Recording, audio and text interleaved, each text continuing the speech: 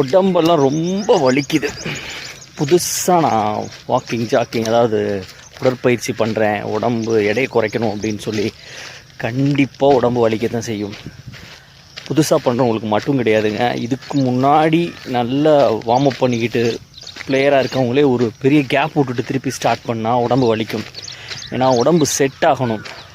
So அதனால் உடம்பு வலிக்குது அப்படின்னு சொல்லி விட்டுட்டோம் அப்படின்னா திருப்பி 1 வீக் கழித்து போகலாம், உடம்பு வலிக்காதுன்னா திருப்பி உடம்பு வலிக்க தான் செய்யும். ஸோ அதனால் அந்த கண்டினியூ இருந்துக்கிட்டே இருக்கணும். நீங்கள் இடையில விட்டுட்டு திருப்பி ஸ்டார்ட் பண்ணக்கூடாது, விடவே கூடாது. சண்டே வேணால் ஒரு நாள் ரெஸ்ட் எடுத்துக்கோங்க உடம்பு. ஓகே, ஸோ நீங்கள் ரெகுலராக ப்ராக்டிஸ் பண்ண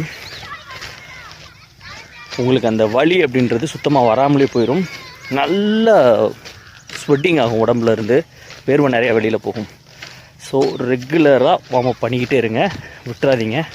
உடம்பு வலிக்குது அப்படின்னு சொல்லி நிறுத்திட்டிங்கன்னா திருப்பி எத்தனை நாளைக்கு அப்புறம் ஸ்டார்ட் பண்ணாலும் மறுபடியும் வலிக்கும்.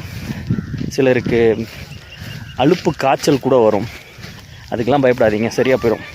ஒரு நாள் ரெஸ்ட் எடுத்துகிட்டு அடுத்த நாள் வார்ம் அப் பண்ணுங்கள், நல்ல வேர்க்கும், சரியாக போயிடும். ஓகேவா? ஸோ ஒர்க் அவுட் பண்ணுங்கள், ரொம்ப ஃபிட்டாக வச்சுக்குவோம். இன்னொரு வீடியோவில் சந்திக்கிறேன்.